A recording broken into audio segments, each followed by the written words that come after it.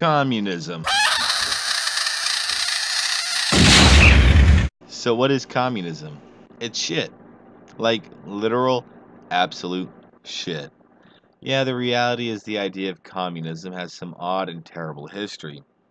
But let's start from the beginning, before communism was covered in blood. So the word communism comes from Latin communis, meaning shared or common. And it would seem that visions of a seemingly communist society could be seen maybe as early as the 4th century BC, with Plato publishing in Plato's Republic that, and I quote Britannic here, the governing class of guardians devotes itself to serving the interest of the whole community, because private ownership of goods would corrupt their owners by encouraging selfishness. Plato argued the guardians must live as a large family that shares common ownership, not only of material goods, but also of spouses and children. End quote. However, I do have a few criticisms of the idea that this fits the idea of communism, and that in his book it would seem that there is three classes of people. There's the working class, the guards, and the guardians. The first class being obviously the type that would work. Second being the military and enforcement of laws, and the final class being essentially philosopher kings who have no greed or self-interest, living and handling every aspect of their lives communally. But the strict rule of communal living seems to apply only to the philosopher kings. And it would seem many early communist philosophers also took inspiration from early Christians. And yeah, I find it hilarious seeing as communists have killed more Christians than just about anybody else. Anyway, these people lived in what would some would describe as communism, but I would describe it more as communalism, wherein monasteries or small communities acted in a manner similar to communism, yet it was only ever isolated to small isolated communities and monasteries. Now, the earliest references to a truly communist seeming society I can find would be Thomas More's Utopia 1516. Please note that he was a Christian, in which a peninsula is turned into an island through digging a trench, and building a society in which all goods are stored in warehouses. All houses are cycled to new occupants every 10 years, and jobs are cycled every 2 years. Yet I have also found references to the leaders as administrators getting the best of foods, much like most communism today. As such, I will be reading and doing a book review for personal and political interest. The only issue I can find with this society that Thomas More set up, besides it being communism, is that it assumes that in such a large community that all peoples would do this stuff willingly and efficiently without the need for the point of a sword. Anyway, other books have been published in this vein, and then we come across now some of the earliest of attempts at communism, and we will be entering the Munster Rebellion, which started with pamphlets and such advertisements of their members of what we call the Anabaptist Church. Then they managed to get themselves into power in elections, and much like communists, outright kicked out all opposing parties forcefully, and installing Bernard Knipperdolling, as I've heard, as the mayor. Please note this info was gotten from Wiki as the only source I could find on this, to be honest. They had, much like the communists that would come, lauded the idea of all goods and wealth being equally distributed, and they were aided by greed and a massive distrust in the Catholic Church at the time. Therefore, they easily attained influence and power, and of course, once they gained this power, there was much destruction of other religious items, including Catholics and any non-sanctioned sects of Christianity. Many people who followed the ideas from the countryside migrated to the city only to have their personal belongings stolen and redistributed. However, the revolution did not last long. When in 1534 a major leader was killed, decapitated, and his head then stuck on a pike and his genitals literally nailed to the city gates. This guy Mathis had a bad day. And then the final nail in the door happened when they were besieged, and many prominent leaders were killed, and their bodies on display in cages on the steeple of St. Lambert's Church, where they remain today. The cages, not the bodies. After this, not much happened except a few books here and a few hardly noteworthy attempts at revolutions.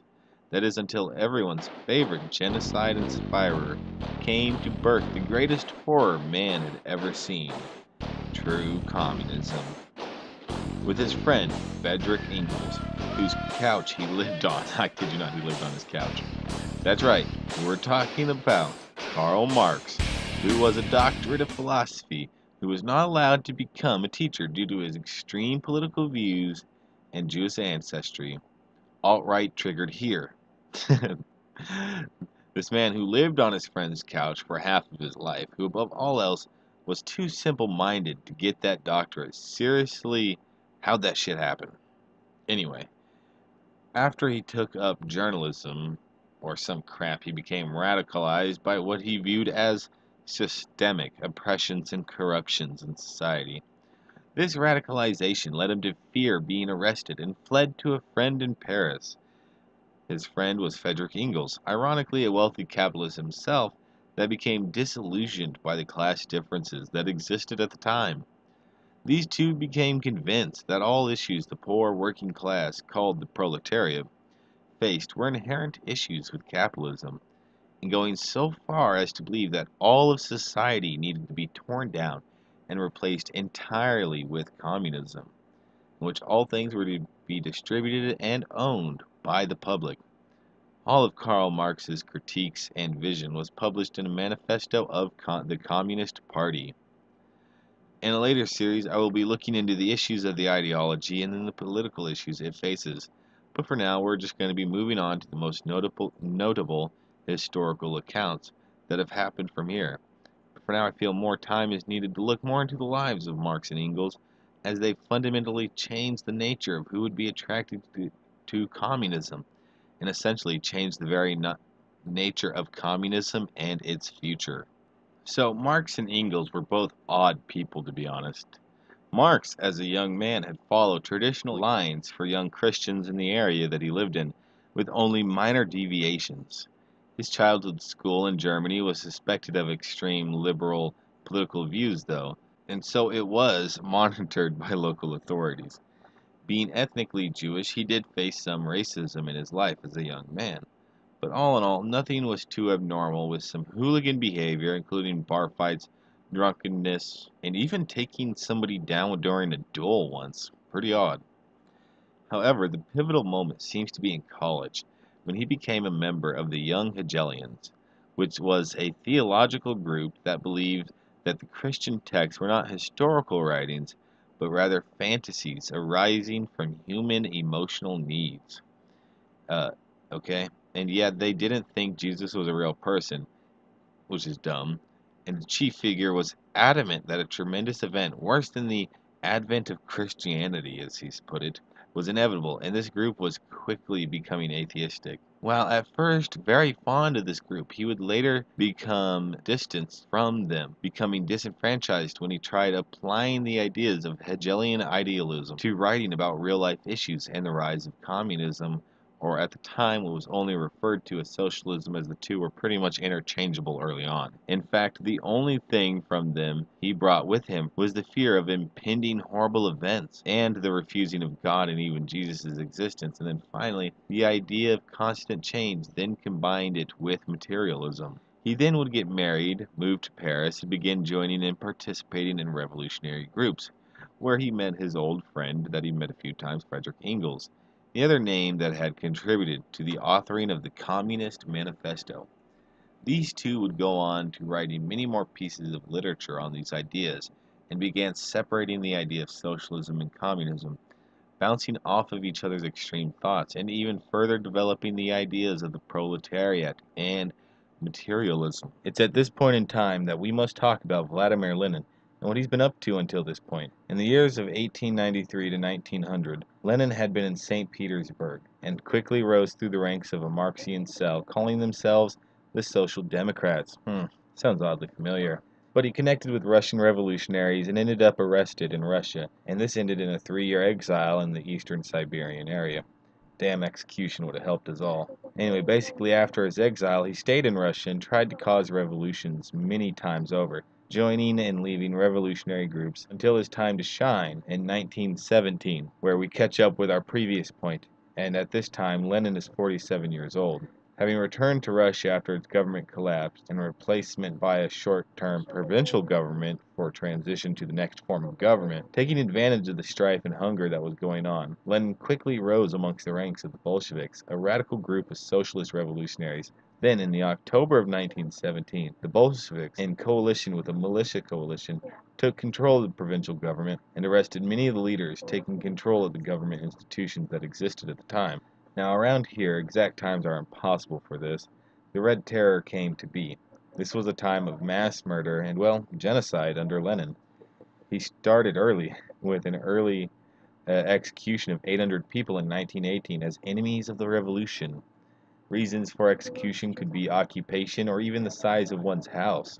But this was only the start. In order to crush opposition, as much as 1,500 people were killed by the Cheka, a kind of uncontrollable police force. So, in 1921, Russia introduced, interestingly enough, the new economic policy known as NEP or NEP or whatever, in which the Stalin government would have what Stalin classified as state-operated capitalism, in which large industries, such as the aforementioned ones, were ran by the government, and then small industry and farming on a small level was encouraged by the government of the time. More importantly, in this year, the Communist Party of China was founded by Li Dezhou and Chen Duxia. I don't know. I'm going to put that on the screen. Li being Mao Zedong's teacher in college and mentor in ideology. But more on this later, as the Soviet Union is about to truly get shooken up in a way that the modern world is all too familiar with. Anyway, after 1921 in Soviet Russia, there were small successes and issues for Lenin. There was the absorption of the Ukrainian, Belarus, and Transcaucasus into the Union, and the recognition as a formal country and government by Germany.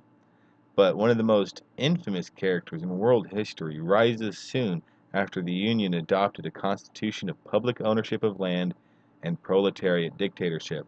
And then the death of Lenin brings about the leadership of Stalin, probably one of the most recognizable names in communist history after Marx himself, and contributing one of the largest boot stamps in world history.